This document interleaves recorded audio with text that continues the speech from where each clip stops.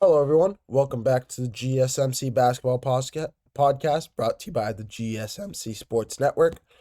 As always, I'm your host, Meryl Fatemi. As we're getting into this next segment here, we're going to take a look at the Minnesota Timberwolves at Anthony Edwards, moving up to third place in the standings of um, players with most points scored before turning 24 years of age. Not third place, excuse me. I mean fourth place behind Carmelo Anthony, Kevin Durant, and LeBron James. Anthony Edwards currently at 23 years of age. This is his last season for eligibility for this award, but he just passed up Luka Dončić, who's an unbelievable talent in this year's NBA and in general. Anthony Edwards is one of the better young stars in this league today. This year averaging 27 points, 6 rebounds, and 4 assists, 44% from the field, 39% from three-point range. He's still an unbelievable player. He's one of the best leaders in the NBA. He's a fan favorite across the league. Incredibly marketable box office player that a lot of people whenever the Timberwolves are going up against their favorite teams, they come out to not only watch their favorite teams, they come out to watch Anthony Edwards play basketball against them. Um, but yeah, this team is really growing and gelling at the right time. 17-4 since March.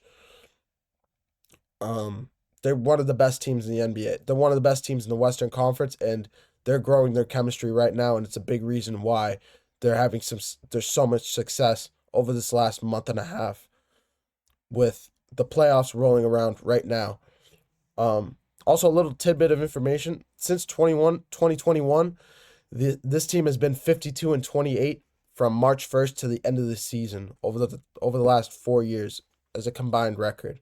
So it's been really, really interesting to see how this team is getting hot at the right time. And kind of incredibly well coached under I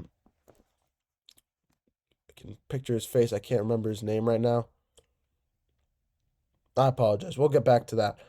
But the Timberwolves, one of the better teams in the NBA, going up against the Los Angeles Lakers in this year's playoffs. The question is, though, can Anthony Edwards really will this team to a first round win over the Lakers? And it's just hard for me to picture them being able to win that series. It's just hard for me to picture that Anthony Edwards by himself or with Julius Randle could outplay Luka Dončić and LeBron James in an NBA playoff series. I don't think it's just tough to see Julius Randle fitting in as that second man role, being able to handle LeBron. I think LeBron's going to bully him in the post, bully him with physicality. I know he is getting old, but LeBron is still one of the better physical players in the NBA. We've seen it this year. We've seen it his whole career in general. But the question is, can Anthony Edwards do it? And I just don't think he can win 4 out of 7 games offensively, regardless of if he has Julius Randle with him. The only way that it does happen is if the role players like a Nickeil Alexander-Walker, a Naz Reid, a Rudy Gobert, a Mike Conley Jr., these guys can continue to produce on the offensive end and can give a boost, can give some Anthony Edwards some help. We saw it against the Denver Nuggets last year when they took out Denver in 7 games. They're still one of the best teams in the NBA. So I'm not writing them off at all. I don't think it's going to be an easy gimme series for the Lakers in any means, but I just don't think offensively that they can handle LeBron, Luka Dončić, and Austin Reeves over a 7-game series if they can outscore them. I just think that's just going to be too much for the Timberwolves to handle, and I just think it's just going to be too much for the Timberwolves to handle it. And it's all props to Anthony Edwards this season. He's played phenomenally all year long. Like I mentioned, 27 points a game is nothing to sneeze about. It's just they need an extra player. They need another offensive scorer on this team. Julius Randle is great. Do not get me wrong. I just think if they had kept Karl-Anthony Towns as a scorer, if they had focused on getting another star to couple with Karl Anthony Towns instead of going after the Julius Randle pick.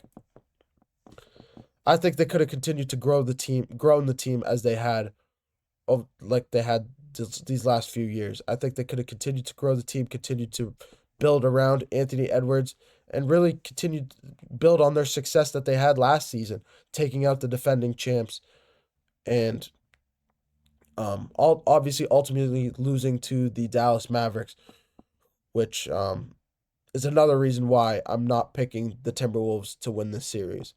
I think Luka Dončić is going to just.